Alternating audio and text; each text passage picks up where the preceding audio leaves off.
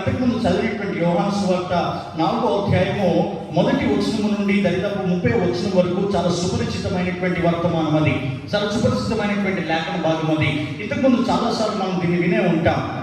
కానీ దానిలో ఉన్నటువంటి ఒక ప్రత్యేకమైనటువంటి విషయాన్ని నేను మీ ముందు తీసుకొని వచ్చేటువంటి ప్రయత్నాన్ని నేను చేయడానికి ఇష్టపడుతూ ఉన్నాను. చూడండి, మనం చాలాసార్లు మనం క్రైస్తవ జీవితంలో దేవుని దగ్గరికి వచ్చినప్పుడు మనం ప్రార్థించేటువంటిది ఏంటంటే, ప్రభువా నేను పాపిని అని అంటూ ఉంటాను. కానీ నేను అంటాను, ఏ మనిషి అయినా కూడా తను బాప్టిసం పొందిన తర్వాత తిరిగి మరలా పాపి అన్నటువంటి మాట తనలో నుండి రాకూడదు. ఏ క్రైస్తవుడికైనా కూడా నేను పాపిని అన్నటువంటి భావన తనలో ఉండకూడదు. ఒకవేళ తనకు తానుగా నేను పాపిని అని పదే పదే ప్రభు పాదాల చెంత అడుగుతూ ఉన్నాడు అని అంటే, వాడి పాత జీవితము, వాడి గతించినటువంటి జీవితము, మారు మనసు లేనటువంటి జీవితము తిరిగి మరలా కొనసాగిస్తూ ఉన్నాడని దాని అర్థమండి. ఒకవేళ పాపిని కాదు ప్రభువా అని ప్రభు పాదాల చెంత అడిగి, ప్రభువా నన్ను ప్రతిదినము పరిశుద్ధతలోనికి మీరు నడిపించండి అని అంటే, వారి పాపాలను వాళ్ళు ఒప్పుకొని దాన్ని విడిచిపెట్టి తిరిగి మళ్ళీ ఇప్పుడు పరిశుద్ధులైనటువంటి దేవునితో కలిసి నడవడానికి వారు ఇష్టపడుతూ ఉన్నారు దానితో. కాబట్టి చాలా మంది క్రైస్తవులు కూడా ప్రార్థించేటువంటి సమయంలో చేసేటువంటి పెద్ద తప్పు ఏంటంటే, ప్రభా నేను పాపిని, నన్ను క్షమించమని అంటాను. నీ పాపాలు క్షమించబడ్డాయి కనుకనే, నీకు నీ పాపాలు క్షమించబడ్డాయి అన్నటువంటి భావన నీకు కలిగింది కనుకనే నీవు బాప్టిసం పొందడానికి నిన్నుగా ఇష్టపడుచుకున్నావు.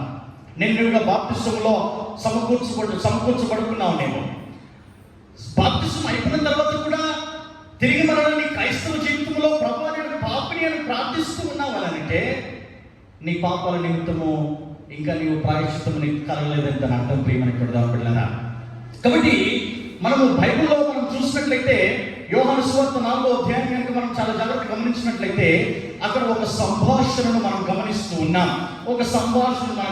ఉన్నాం. ఒక పురుషునికి ఒక స్త్రీకి మధ్యలో కలుగుతూ ఉన్నటువంటి సంభాషణ, ఒక దేవునికి ఒక మానవునికి కలిగినటువంటి సంభాషణ. అక్కడ మనం చాలా జాగ్రత్తగా గమనించినట్లయితే 4వ అధ్యాయంలో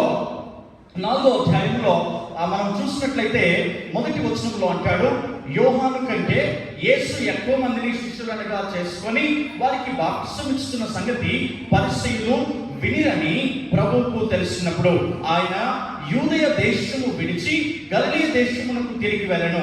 ఆయనను యేసే బాప్తిసం ఇయ్యలేదు కానీ ఆయన శిష్యులు ఇస్తుండి, ఆయన సమరయ మార్గమున వెళ్ళవలసి వచ్చాను గనుక యాకోబు తన కుమారుడైన యోసేపుకి ఇచ్చిన భూమి దగ్గరనున్న సమరయలో సుఖారను ఒక ఊరికి వచ్చెను. కాబట్టి ఆయన ఎప్పుడైతే ఈ గలిలయ ప్రాంతము నుండి ఆయన వెళ్తూ ఉన్నాడో, యూదా ప్రాంతం నుండి ఆయన వెళ్తూ ఉన్నాడో, ఆయన ఒక ఊరి నుండి ఆయన వెళ్ళడానికి ఇష్టపడ్డాడు. ఆ ఊరి పేరు సమరయ ఊరు. ఎంతమందికి వాక్యం తెలుసు?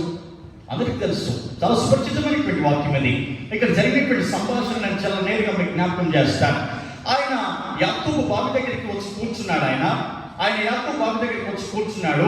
ఆయన ఎందుకు యాకోబు బావి దగ్గరికి వచ్చి కూర్చున్నాడు అని అంటే, ఆయన అప్పటికే చాలా మందికి బాప్టిసం ఇస్తూ వచ్చాడు. ఆయన అప్పటికే చాలా మందికి బోధిస్తూ వచ్చాడు. ఆయన అప్పటికే చాలా ప్రయాణం చేస్తూ వచ్చాడు.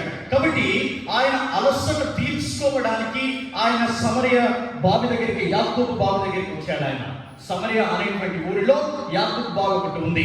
ఎందుకు దానికి యాకోబు బావి అని పేరు పెట్టారు అని అంటే, 5వ వచనంలో అంటాడు, యాకోబు తన కుమారుడైన యోసేపుకి ఇచ్చిన భూమి దగ్గర ఉన్నది గనక. ఎందుకు దానికి యాకోబు బావి అని పేరు పెట్టారు? ఎందుకంటే యాకోబు తన కుమారుడైన యోసేపుకు అక్కడ ఉన్నటువంటి భూమిని ఇచ్చాడు. ఆ భూమి దగ్గర ఈ బావి ఉన్నది కాబట్టి దానికి యాకోబు బావి అని పేరు పెట్టారు. యేసు ప్రభువు వారు ఆయన అలసట తీర్చుకోవడానికి ఆయన బావి దగ్గరికి వచ్చి కూర్చున్నాడు. ఇక్కడ జరిగినటువంటి వింతైనటువంటి విషయం ఏంటయ్యా అనంటే, ఆయన దాహం తీర్చుకోవడానికి రాలేదు. దానివల్ల మీరు ఇంకా దానికి ముందుకు మనం చదివినట్లయితే అక్కడ అర్థమవుతుంది. దానికి ఉన్నటువంటి సంభాషణలో యేసు ప్రభుతో ఉన్నటువంటి శిష్యులు కూడా యేసు ప్రభుతో పాటుగా వచ్చారు. కానీ యేసు ప్రభు ఎప్పుడైతే ఈ బావి దగ్గరికి వచ్చి ఆయన కూర్చున్నాడో, యేసు ప్రభుతో ఉన్నటువంటి శిష్యులు మాత్రము యేసు ప్రభును విడిచిపెట్టి వారు ఊరిలోనికి వెళ్ళారు. సమరయ అనేటువంటి ఊరిలోనికి వెళ్ళారు. ఎందుకు ఊరిలోనికి వెళ్ళారు? ఎందుకనంటే అప్పటికి యేసు ప్రభువు వారు చాలా ప్రయాణం చేశారు. ఆయన అలసిపోయాడు కనుక ఆయన సేద తీర్చుకోవడానికి, ఆయన ప్రాణంలో తృప్తిపరచుకోవడానికి ఏదైనా ఆహారం మనం తీసుకుని వద్దాం. యేసు ప్రభు నిమిత్తము, మన నిమిత్తము కొంత ఆహారాన్ని మనం కొనుక్కొని తీసుకుని వద్దామని చెప్పేసి యేసు ప్రభుతో ఉన్నటువంటి శిష్యులు ఊరిలోనికి వెళ్ళారు. కానీ యేసు ప్రభువు వారు మాత్రము ఆ బావి దగ్గర ఆయన విశ్రాంతి తీసుకుంటూ ఉన్నాడు. ఏం జరిగింది? విశ్రాంతి తీసుకుంటూ ఉంటే ఆయన ఎప్పుడైతే యేసు ప్రభువు వారు యాకోబు బావి దగ్గర విశ్రాంతి తీసుకుంటూ ఉన్నాడో అప్పుడు స్త్రీ వచ్చింది. ఒక స్త్రీ వచ్చింది, ఆమె పేరే సమరయ స్త్రీ. ఆమె పేరే సమరయ స్త్రీ. యేసు ప్రభువు వారు సమరయ స్త్రీని చూసి అంటాడు, అమ్మ నాకు నీళ్ళు ఇస్తావా అని అడుగుతాడు. సమరయ స్త్రీ అంటది, మీరు యూదులు, నేనేమో సమరయ స్త్రీని, మీకు నాకు ఏమాత్రం కూడా సాంగత్యం లేదు అని అంటది. ఎందుకు యూదులకు సమరయులకు సాంగత్యం లేదు? యూదులంటే ఎవరు? యూదులంటే ఎవరయ్యా అని అంటే మనం కింది వచనాలలో మనం చూసినట్లయితే 22వ వచనం చివరి భాగంలో యూదులను గురించి అంటాడు, రక్షణ యూదులో నుండియే కలుగుతున్నది. హల్లెలూయా, హల్లెలూయా. కాబట్టి యేసు ప్రభువు వారు యూదా వంశానికి చెందినటువంటి వ్యక్తి. ఆయన యూదా వంశం అనగా ఆ దినాలలో చాలా గొప్ప వంశం, అది చాలా శ్రేష్టమైనటువంటి వంశం. అది యూదా ప్రజలు అందరూ కూడా సున్నతి పొందినటువంటి మనుషులు వారు. అందుకే రోమ పత్రికలో అంటాడు, సున్నతి లేనటువంటి వాడు నావాడు కాదు అని సెలవిస్తాడు. కాబట్టి సమరయుల జీవితాన్ని మనం చూసినట్లయితే సమరయుల జీవితంలో వారు సమరయులుగా పిలువబడ్డారు అని అంటే ప్రియమైనటువంటి సమరయ జనాంగానికి ఉన్నటువంటి విషయం ఏంటంటే ఇశ్రాయేలీయులు ఎవరైతే ఉన్నారో వారు అన్యజనులను వివాహం చేసుకున్నారు. ఇశ్రాయేలీయులు ఎవరైతే ఉన్నారో వారు ఇశ్రాయేలీయులను పెళ్లి చేసుకోవడానికి బదులుగా ఇశ్రాయేలీయులు అన్యజనులను పెళ్లి చేసుకున్నారు, అన్యజనులను వివాహం ఆడారు. కాబట్టి వారికి ఎవరైతే సంతానం కలిగిందో ఆ సంతానమే సమరయ సంతానము. హల్లెలూయా. ఆ సంతానమే సమరయ సంతానము. ఎవరి సంతానము? ఇశ్రాయేలీయులు అన్యజనులను వివాహం చేసుకున్నందువలన వారికి కలిగినటువంటి సంతానమే సమరయ సంతానము. కాబట్టి సమరయ సంతానము, సమరయ జనులు వీరు ఏమాత్రం కూడా సున్నతి లేనటువంటి మనుషులు. వారు అన్యజనులుగా జీవిస్తున్నటువంటి వ్యక్తులు వాళ్ళు. కానీ యూదులు మాత్రం పరిశుద్ధతలో జీవిస్తున్నటువంటి వ్యక్తులు, యూదులు మాత్రం సున్నతి కలిగినటువంటి వ్యక్తులు, యూదులు మాత్రము చాలా శ్రేష్టమైన వంశము నుండి వచ్చినటువంటి వ్యక్తులు వాళ్ళు. అందుకే సమరయ స్త్రీ అంటుంది, అయ్యా మీరు యూదులు, నేనేమో సమరయ స్త్రీని, మీకు నాకు ఏమాత్రం సాంగత్యం లేదంటది. సాంగత్యం అని అంటే సహవాసం. ప్రియమైనటువంటి బిడ్డలారా, అక్కడ మనం చాలా జాగ్రత్తగా గమనించినట్లయితే మనము అదే 4వ అధ్యాయము 8వ వచనాన్ని 7వ వచనాన్ని మనం చదువుదాం. సమరయ స్త్రీ ఒక్కతే నీళ్లు చేరుకొనుటకు అక్కడికి రాగా. చాలండి. ప్రియమైనటువంటి బిడ్డలారా, యేసు ప్రభువు వారేమో తన అలసట తీర్చుకోవడానికి బాబు దగ్గరికి వచ్చాడు. సమరయ స్త్రీని కలవడానికి వచ్చాడా? కానీ సమరయ స్త్రీ మాత్రము తన దాహాన్ని తీర్చుకోవడానికి వచ్చింది. సమరయ స్త్రీ తన దాహాన్ని తీర్చుకోవడానికి వచ్చింది. యేసు ప్రభువు వారు తన అలసట తీర్చుకోవడానికి వచ్చాడు. ఇప్పుడు మనం కంటిన్యూ చేద్దాం. మనం అక్కడ నుండి, నాకు దాహం ఇమ్మని ఆమెను అడిగాను. ఆయన శిష్యులు ఆహారం కొనుటకు ఊరిలోనికి వెళ్ళి ఉండేది. ఇంతకుముందు మనం అనుకున్నాం కదా, యేసు ప్రభువు వారు తన శిష్యులతో కలిసి ప్రయాణం చేస్తూ ఉన్నాడు. ఆయన కాలినడకన వెళ్తూ ఉన్నాడు కనుక ఆయనకు ఆహారం ఏమైనా కొందామని చెప్పేసి, ఆయనకు ఆహారం ఏదైనా తీసుకుని వద్దామని చెప్పేసి శిష్యులు యేసు ప్రభువు వారిని ఆ బావి దగ్గర విడిచిపెట్టి వారు ఊరిలోనికి వెళ్ళారు. ఆ సమరయ స్త్రీ, యూదుడవైన నీవు సమరయ స్త్రీనైనా నన్ను దాహమునిమ్మని ఏలాగూ అడుగుతున్నావని ఆయనతో చెప్పెను. ఏలైనగా యూదులు సమరయులతో సాంగత్యము చేయరు. హల్లెలూయా, హల్లెలూయా. అందుకే నేను ఇప్పుడు జ్ఞాపకం చేశాను కదా, యూదులు వారు శ్రేష్టమైన వంశం నుండి వచ్చినటువంటి వారు, యూదులకు సున్నతి కలిగినటువంటి జనాంగం వారు, యూదులు పరిశుద్ధతలో జీవించేటువంటి వ్యక్తులు వారు. సమరయులు మాత్రము వారు అన్యజనులకు సంబంధించినటువంటి వంశం వారిది, వారికి సున్నతి లేనటువంటి మనుషులు వారు. అందుకే సమరయ స్త్రీ వెంటనే అంటుంది, అయ్యా నీవు యూదులకు, మేమైతే సమరయులము, మీకు మాకు ఏమాత్రం కూడా సాంగత్యము లేదు. ఇప్పుడు మళ్ళీ చదువుదాం మనం దాన్ని 10వ వచనం నుండి. అందుకు యేసు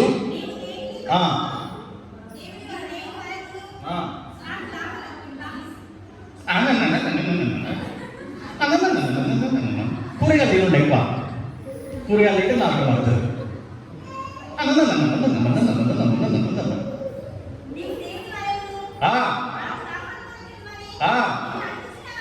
నిన్ను అడుగుచున్న వాడెవడో అది ఎరిగి ఉంటే నీవు ఆయనను అడుగుదువు, ఆయన నీకు జీవజలమిచ్చునని ఆమెతో చెప్పాను. ప్రియమైన దొంగలారా, ఆయన ఆయన ఆయన నీళ్ళు అడిగాడు. ముందుగా సమరయ స్త్రీ అంటుంది, ప్రభు అనలేదప్పటికీ నీవు అని సంబోధించింది. నీవు అని సంబోధించింది. అప్పటికి ప్రభు అనలేదు, అప్పటికి అయ్యా అనలేదు, అప్పటికి రక్షకుడా అని కూడా తనను సంబోధించట్లేదు యేసు ప్రభుల వారు. కానీ ఆమె చెప్పినటువంటి మాట ఏంటంటే నీవు అనేది. అందుకే తను చెప్తూ అంటది, ఇదిగో మీరు యూదులు కదా, నేను యూదుడవు, నేను సమరయ స్త్రీని, మీకు మాకు ఏమాత్రం కూడా సాంగత్యం లేదు అనంటే యేసు ప్రభుల వారు అంటారు, ఇదిగో దాహమునికి మరి నేను ఎవరు అడుగుతూ ఉన్నారో నీకు తెలిసినట్లయితే నీవే తనని అడుగుతావని అంటున్నా, నీవే తనని అడుగుతావని అన్నాడు. తర్వాత అక్కడ జరిగినటువంటి విషయం ఏంటంటే 14 వచనాన్ని మనం చదువుదాం. నేనిచ్చు నీళ్లు త్రాగువాడు వాడెవడును దప్పికొనడు, నిత్య జీవమునకై వానిలో ఊరేడి నీటి బుగ్గగా ఉండునని ఆమెతో చెప్పాను. 15 వచనం చదువుదాం. ఆ స్త్రీ ఆయనను చూచి, అయ్యా, చాలండి. ముందేమో నీవు అని మాట్లాడింది, ముందేమో అయ్యా అనలేదు, ముందేమో రక్షకుడు అనలేదు, ముందేమో యేసు ప్రభువు అనలేదు. కానీ ఎప్పుడైతే ఆయన గురించి తను తెలుసుకుంటూ ఉందో అప్పుడు తన మాట విధానము మార్చబడింది, అప్పుడు తను మాట్లాడేటువంటి పద్ధతి మార్చబడింది.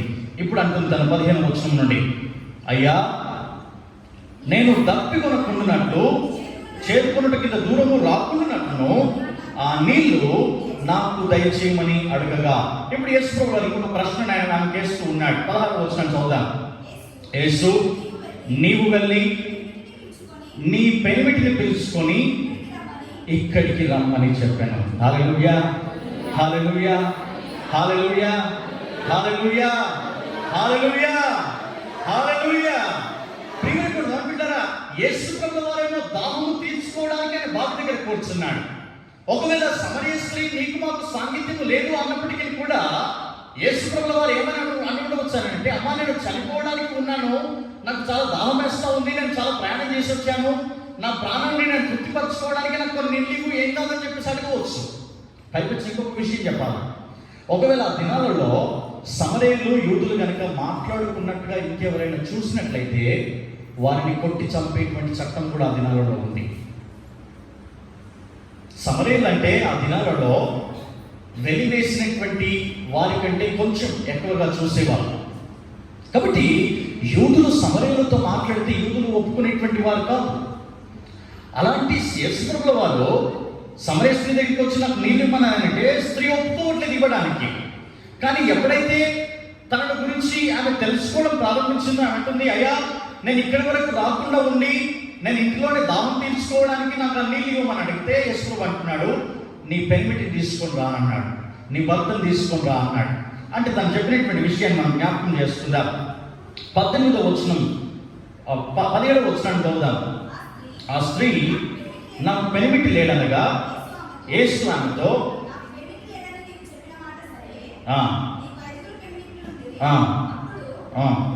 ఇప్పుడు ఉన్నవాడు నీ పెనిమిటి కాడు, సత్యమే చెప్పితివనెను. హల్లెలూయా, హల్లెలూయా. తన జీవితము సరిగ్గా లేకపోయినప్పటికీ కూడా యేసు ప్రభు వారు ఎప్పుడైతే మాట్లాడుతూ ఉన్నారో ఆ స్త్రీ సత్యాన్ని పలుకుతూ ఉంది, సత్యాన్ని పలుకుతూ ఉంది. ప్రియమైనటువంటి బిడ్డలారా, నేను దేవుని యొక్క లేఖన భాగంలో ముందుకు వెళ్ళడానికి ఇష్టపడుతూ ఉన్నాను. ప్రియమైనటువంటి దేవుని సంగమా, ఈ వాక్యాన్ని చాలాసార్లు మనం విన్నాం, కానీ దీనిలో ఉన్నటువంటి ఒక మర్మాన్ని నేను మీకు జ్ఞాపకం చేసి ముందుకు వెళ్తాను. యేసు ప్రభువు వారు తన జీవితాన్ని గురించి అడుగుతూ ఉన్నప్పుడు స్త్రీ ఏమాత్రము సంకోచించకుండా, స్త్రీ ఏమాత్రము అబద్ధం ఆడకుండా, ఈ సమరయ స్త్రీ ఏమాత్రము దాచిపెట్టకుండా తన జీవితాన్ని తేటగా చూపిస్తూ ఉంది. తన జీవితాన్ని యేసు ప్రభు పాదాల చెంత తను విప్పుతా ఉంది. ప్రభువా, నీవన్నట్టుగా నాకు పెనిమిటి లేదు, కానీ నాకు 5 పెనిమిట్లు ఉన్నారని చెప్పేసి ఎప్పుడైతే యేసు ప్రభు వారు చెప్పారో తను కూడా ఒప్పుకోవడం ప్రారంభించింది. అందుకే యేసు ప్రభు అంటాడు, ఇదిగో నీవు సత్యాన్ని చెప్తూ ఉన్నావు కనుక, నీవు సత్యాన్ని చెప్తూ ఉన్నావు కనుక నేను నా నిత్య జీవాన్ని నేను నీకు ఇవ్వడానికి ఇష్టపడుతూ ఉన్నాను. తను ఎప్పుడైతే ఆ విధంగా యేసు ప్రభు వారు మాట్లాడాడో 28వ వచనంలో జరిగినటువంటి విషయాన్ని జ్ఞాపకం చేసుకుందాం. ఆయన ఎప్పుడైతే ఆ మాట మాట్లాడాడో 28వ వచనం జ్ఞాపకం చేసుకుందాం. ఆ స్త్రీ తన కుండను విడిచిపెట్టి, హల్లెలూయా హల్లెలూయా. ప్రియమైనటువంటి బిడ్డలారా, ఈరోజు పగిలినటువంటి కుండల గురించి నేను మీకు జ్ఞాపకం చేయడానికి ఇష్టపడుతూ ఉన్నా. యేసు ప్రభు ఎప్పుడైతే మాట్లాడాడో తన చేతిలో ఉన్నటువంటి కుండ ఆమె విడిచిపెట్టినప్పుడు కుండ పగిలిపోయింది. యేసు ప్రభు ఎప్పుడైతే సమరయ స్త్రీతో మాట్లాడాడో తన హృదయం అనేటువంటి కుండ కూడా యేసు ప్రభు పాదాల చెంత పగిలిపోయింది. యేసు ప్రభు పాదాల చెంత విప్పుకున్నది. యేసు ప్రభు పాదాల చెంత ఒప్పుకోవడం ప్రారంభించింది. ఎప్పుడైతే నీ జీవితాన్ని యేసు ప్రభు పాదాల చెంత నీవు పగల కొట్టుకుంటావో, నీ హృదయం అనేటువంటి కుండ యేసు ప్రభు పాదాల చెంత ఎప్పుడైతే పగులుతుందో, అప్పుడే దేవుడు తన నిత్య జీవాన్ని ఆయన కుండలో పోయడానికి ఇష్టపడుతూ ఉన్నాడు. హల్లెలూయా హల్లెలూయా. ప్రియమైనటువంటి బిడ్డలారా, అందుకే చాలా మంది క్రైస్తవుల జీవితంలో కుండ పగిలినటువంటి కుండ జీవితం లేదు మన దగ్గర. మన హృదయము పగిలినటువంటి హృదయంగా లేదు. మన హృదయానికి కేవలం చిల్లు మాత్రమే పడుతూ ఉంది. చిల్లు పడితే ఏమవుతుంది? కుండకి ఎన్ని నీళ్లు పోసినా కూడా కొంతసేపే కుండలో ఉంటాయి. మళ్ళా కానీ ఒకవేళ కుండ కనుక పగిలిపోయినట్లయితే యేసు ప్రభువు వారు పగిలిపోయినటువంటి కుండకి ఆయన నిత్య జీవాన్ని పోసేటువంటి దేవుడు. గట్టిగా చెప్పడం కూడా దేవుడు మాట్లాడతాను. నీ జీవితము, నీ హృదయము యేసు ప్రభువు పాదాల చెంత పగిలిపోవాలా. నీ హృదయాన్ని యేసు ప్రభు పాదాల చెంత నీవు సూటిగా స్పష్టంగా ఒప్పుకోవాలా. ప్రభువా, నేను వ్యభిచారం చేసినటువంటి వ్యక్తిని, ప్రభువా నేను దొంగతనం చేసినటువంటి వ్యక్తిని, ప్రభువా నేను అన్యాయంలో ఒకరి మీద అబద్ధ సాక్ష్యాన్ని పలికినటువంటి వ్యక్తిని, ప్రభువా నేను ఇతరులను చూసి ఓర్చుకోలేకపోయినటువంటి వ్యక్తిని, ప్రభువా ఇతరులను చూసి నేను మేలు తలంచలేనటువంటి వ్యక్తిని, ఇతరులు బాగుపడితే నేను చూసి ఓర్చుకోలేకపోతూ ఉన్నాను. ప్రభువా నా జీవితం అంతా కూడా నేను అబద్ధమాడుతూ దొంగ సాక్ష్యాలు చెప్తూ బ్రతుకుతున్నటువంటి వ్యక్తిని, నీ జీవితాన్ని గురించి నీవు ప్రభు పాదాల చెంత నీ హృదయాన్ని నీవు పగలగొట్టుకోవాలా. ఎప్పుడైతే నీ హృదయము అలా పగిలిపోతుందో, పగిలినటువంటి హృదయానికి ఆయన నిత్య జీవాన్ని ఇవ్వడానికి ఇష్టపడుతున్నటువంటి దేవుడైనా. అందుకే మత్తయి సువార్త 5:28 వచనంలో అంటాడు, హృదయ శుద్ధి గల వారు ధన్యులు, వారు దేవుని చూచెదరు. హల్లెలూయా హల్లెలూయా హల్లెలూయా. ప్రియమైనటువంటి బిడ్డలారా, నిరంతరం ఈ దినాన నీ హృదయం అనేటువంటి కుండ యేసు ప్రభు పాదాల చెంత పగిలిపోయిందా, లేదంటే యేసు ప్రభు పాదాల చెంత చిల్లు పడినటువంటి హృదయముగా నీ హృదయం ఉంటూ ఉందా? ఒకవేళ యేసు ప్రభు పాదాల చెంత నీ కుండ కనుక పగిలిపోయినట్లయితే నీవెంతో ధన్యకరమైనటువంటి జీవితాన్ని జీవిస్తూ ఉన్నావు. తను ఎప్పుడైతే 28వ వచనం మనం చూసినట్లయితే ఆ స్త్రీ తన కుండ విడిచిపెట్టి ఊరిలోనికి వెళ్ళి ఏం చేస్తున్నావు? ఈ ఊరిలోనికి వెళ్ళి సువార్తను ప్రకటిస్తూ ఉంది. అందుకే భక్తుడు ఒక మంచి పాటను రాశాడు. మా అందరికి తెలిసినటువంటి పాట. ఒకసారి మనము బహుశా క్యారెట్స్ ఒకటి వాడుతూ ఉంటాం కదా, రాలేదనుకుంటాను. క్యారెట్స్ ఒకటి వాడుతూ ఉంటాం. బహుశా ఆ స్త్రీ కూడా ఈ పాట పాడుండవచ్చు. ఆమె సువార్తను ప్రకటించినప్పుడు ఈ పాట పాడుండవచ్చు. అయ్యా నే సమరయ స్త్రీని, మీరేమో యూదులాయే.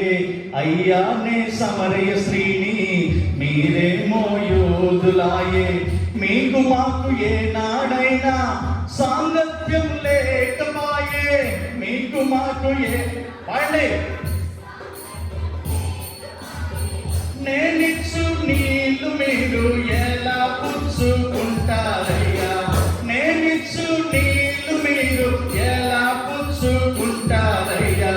యాకోబు బావి కాడ యేసయ్యను చూశాను. అందరూ కలిసి పాడదాం.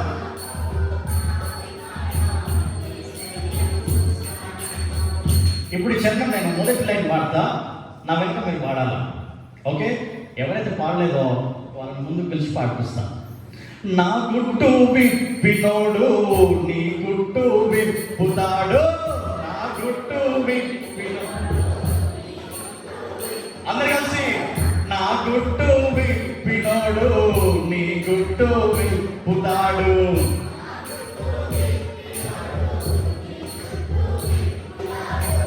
ఏ తట్టు చూస్తున్నావో లో గుట్టు దాస్తున్నావో. ఏ తట్టు గుట్టులట్టు కాకముందే తప్పులొప్పుకోవాలమ్మా. గుట్టులట్టు కాకముందే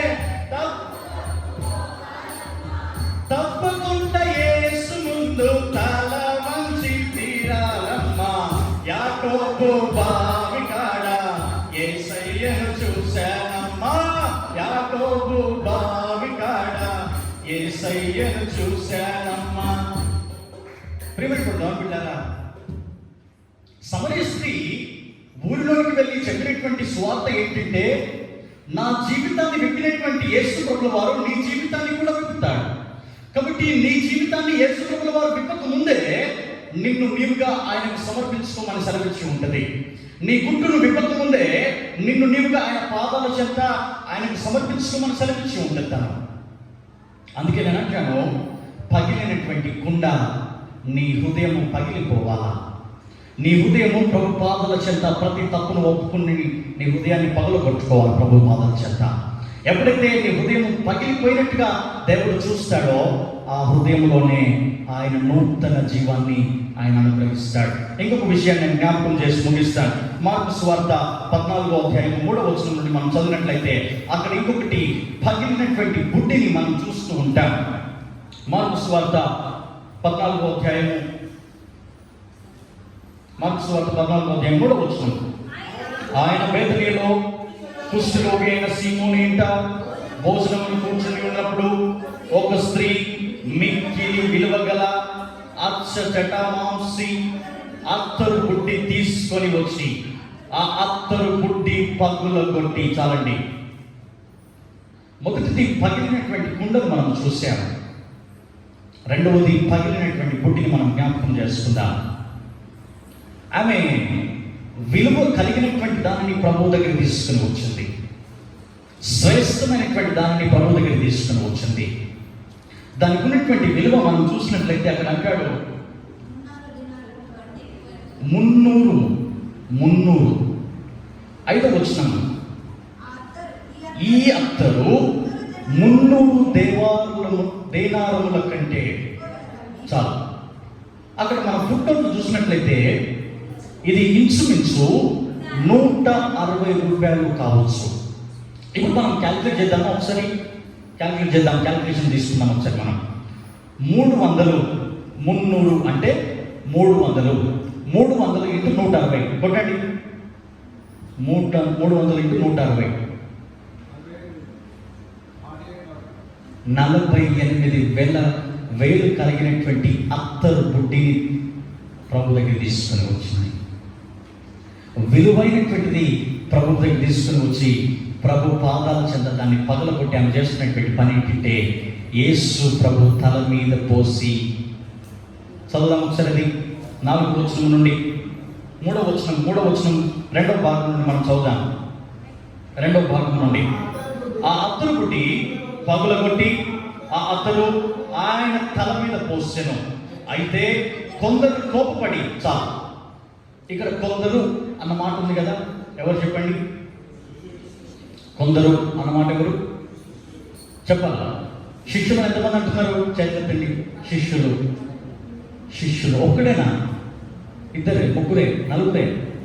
లేపుగా పక్కన లేపండి, చిన్న. మళ్ళీ చదువుతాం అన్నమాట, మళ్ళీ చదువుతాం. 4వ వచనం. అయితే కొందరు కోపపడి, చాలు, కొందరు ఉంది కదా, ఎవరు కొందరు అంటే?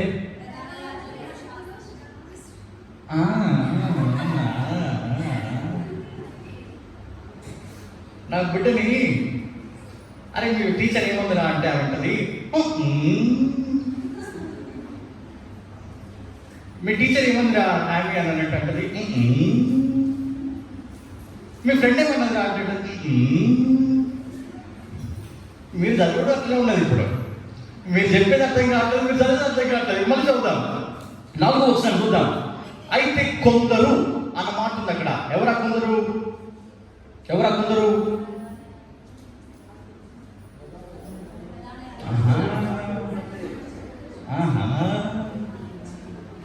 కొందరు ఎవరయ్యా అంటే యేసు ప్రభుతో ఉన్నటువంటి శిష్యులలో కొందరు. యేసు ప్రభు శిష్యులలో ఉన్నటువంటి కొందరు ఆమెను చూసి కోపం చేస్తూ ఉన్నారు. ఏమని కోపడుతూ ఉన్నారు? ఈ అత్తరు ఈలాగు నష్టపరచనేలా. ఎలా నష్టపరిచింది ఆమె? ఎలా నష్టపరిచింది?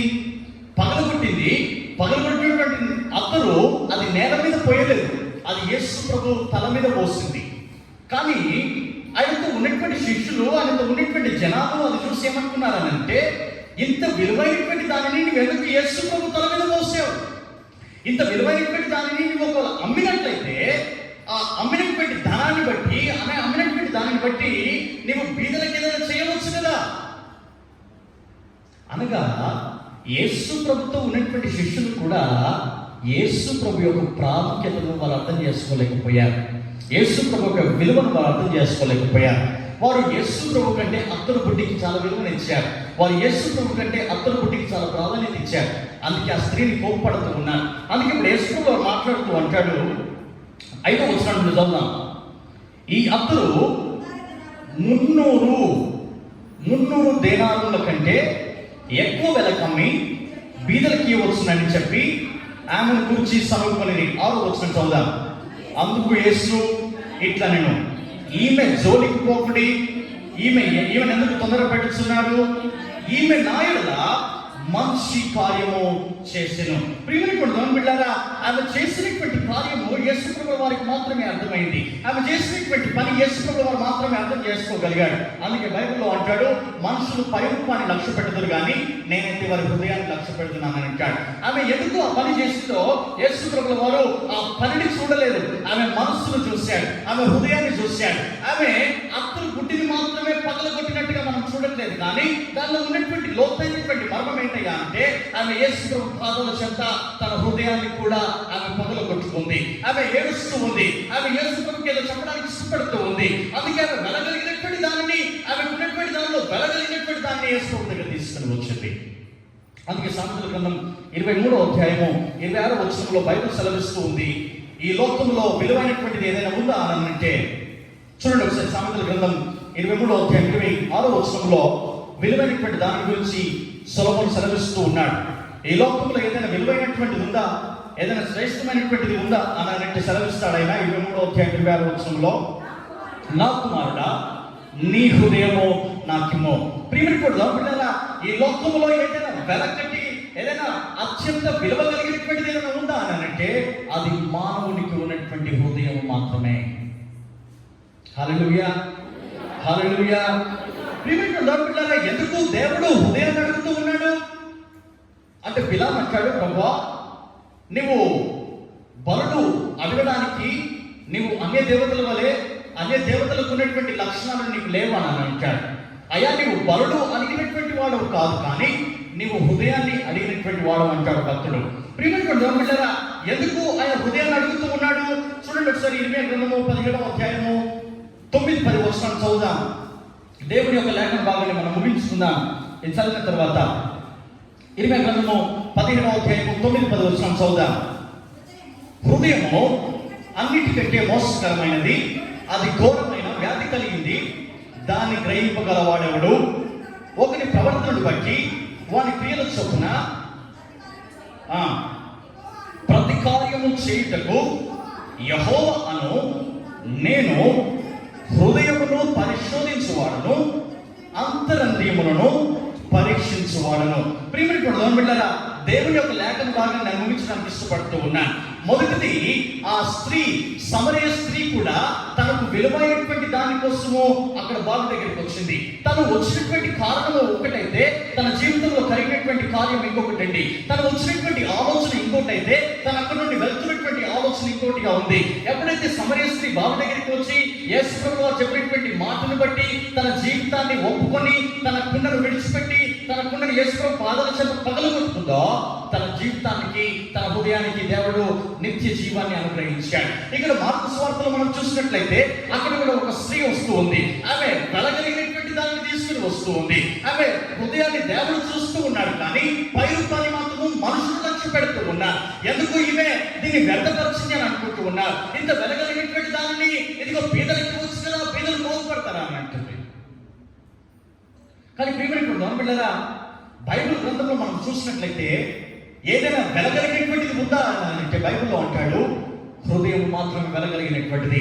అదే హృదయాన్ని గురించి ఇర్మియా అంటాడు, హృదయం మోసకరమైనటువంటిది, అది వ్యాధి కలిగినటువంటిది, అది జబ్బుతో కూడుకునేటువంటిది, అది ప్రతిదానికి టెంప్ట్ అయ్యేటువంటిది, అది ఏది చూసినా కూడా దానికి ఆకర్షితంగా చేసేటువంటిది. అది అలాంటి హృదయాన్ని దేవుడు అడగడం ఏంటి? 2020 సంవత్సరంలో పదే ఒక అడ్వర్టైజ్మెంట్ చూసాం మనం. ఎంతమంది జ్ఞాపకం ఉందో లేదో నాకు తెలియదు, కానీ నేను మళ్ళీ జ్ఞాపకం చేస్తాను. 2020 సంవత్సరం కోవిడ్ సిచ్యువేషన్లో గవర్నమెంట్ అంతా కూడా పదే మొత్తుకుంటూ వచ్చింది. ఏమైనా మొత్తుకుంటూ వచ్చింది?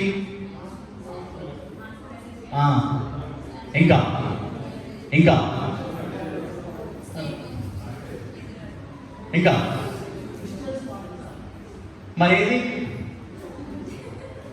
మరి ఏడా మీ ఇద్దరికి లేదుగా, మీ ముగ్గురికి లేదు కదా. అది కాదు నేను చెప్పేది. గవర్నమెంట్ చెప్పినటువంటి ఒక అడ్వర్టైజ్మెంట్లో ఒక పదే వారు వచ్చినటువంటి మాట ఏంటంటే, మీ శరీరానికి రోగ నిరోధక శక్తి కావాలి అని అంటే మీరు చాలా డ్రై ఫ్రూట్స్ కానీ, చికెన్ కానీ, మటన్ కానీ, మాంసాహారాన్ని బాగా తీసుకోండి అని చెప్పారు. ఎందుకు ఈ డ్రై ఫ్రూట్స్ తీసుకోవాలా, ఎందుకు మాంసాహారం తీసుకోవాలని అంటే కేసీఆర్ గారు చెప్తూ అన్నారు, మీ శరీరంలో రోగ నిరోధక శక్తి పెంచడానికి. ప్రియమైనటువంటి గవర్నమెంటారా, ఇక్కడ ఈ హృదయం గురించి కూడా ఏమే రాస్తూ అంటాడు, హృదయము అన్నిటికన్నా మోసకరమైనటువంటిది, అది వ్యాధి కలిగినటువంటిది, అది జబ్బుతో ఉన్నటువంటిది. వ్యాధి కలిగినటువంటిది ఏది కూడా ఈ లోకంలో ఎక్కువకాలం బ్రతకదు. కాబట్టి వ్యాధి కలిగినటువంటిది మన శరీరంలో ఉన్నట్లయితే శరీరంలో కుళ్ళిపోతూ ఉంది కనుక యేసు ప్రభువు అంటున్నారు, ఇదిగో నీ హృదయాన్ని నువ్వు నాకు ఇవ్వాలా. ఎందుకంటే హృదయం బలహీనమైనటువంటిది, హృదయం వ్యాధి కలిగినటువంటిది, హృదయం జబ్బుతో ఉన్నటువంటిది, హృదయం దేని చూసినా దానికి ఆకర్షితంగా మార్చబడుతూ ఉన్నటువంటిది. అది ఆ హృదయాన్ని నాకు ఇచ్చినట్లయితే నేను దానిలో నిత్య జీవాన్ని నేను పోస్తానని సెలవిస్తూ ఉన్నాడు. అందుకే సామెతల గ్రంథం 16:1 అంటాడు, హృదయాలోచనలు మనుష్యుని వశము, చక్కని ప్రత్యుత్తరం ఇచ్చుటకు యెహోవా వలన కలుగును. ప్రియమైన పిల్లలారా, దేవుని యొక్క లేఖన భాగం నేను ముగించడానికి ఇష్టపడుతూ ఉన్నాను. హృదయం అనే నీ గుడ్డ యేసు ప్రభు పాదాల చెంత పగిలిందా? విలువైనటువంటి నీ జీవితంలో ఏదైనా యేసు ప్రభు పాదాల చెంత నీ దాన్ని సమర్పించావా? ఒకవేళ నీ హృదయానికి చిల్లు పడితే నీవు ఎన్ని వాక్యాలు విన్నా, ఎంతసేపు వాక్యం విన్నా, ఆ వాక్యం నీ లోపల ఎలాంటి కార్యము చేయదు. ఒకవేళ నీ హృదయం అనేటువంటి కుండ ప్రభు పాదాల చెంత పగిలిపోయినట్లయితే, పగిలినటువంటి హృదయంలో దేవుడు నూతన జీవాన్ని అనుగ్రహించబోతూ ఉన్నాడు. ఎలా మన హృదయం పగులాలి, ఎలా మన హృదయము ప్రభు పాదాల చెంత హృదయం అనేటువంటి కుండ పగిలిపోవాలి అంటే నీ జీవితాన్ని నీవే ప్రభు పాదాల చెంత ఒప్పుకోవాలి. ప్రభువా, నేను నరహంతకుని, నేను తప్పు చేసినటువంటి వ్యక్తిని, నేను పాపముతో ఉన్నటువంటి వ్యక్తిని, నేను ఇతరులతో వ్యభిచారం చేసినటువంటి వ్యక్తిని, నేను ఇతరులను చూసి ఓర్చుకోలేనటువంటి వ్యక్తిని, ఇతరులు బాగుపడితే నేను చూసి ఆనందించలేనటువంటి వ్యక్తిని. అది నా జీవితము, అది నా హృదయం. ప్రభువా, ఎప్పుడైతే నీ తప్పులు ఒప్పుకుంటూ నీ హృదయాన్ని ప్రభు పాదాల చెంత నలగొట్టుకుంటూ దాన్ని పగలు కొడతావో, దేవుడు నూతన జీవాన్ని నీ హృదయంలో ఉంచబోతూ ఉన్నాడు. దేవుడు నూతన జీవాన్ని ఈ సంఘములో, మీ జీవితాలలో, మీ హృదయంలో పుట్టించును కాక. తలలు వచ్చి కళ్ళు మూసుకున్నాం.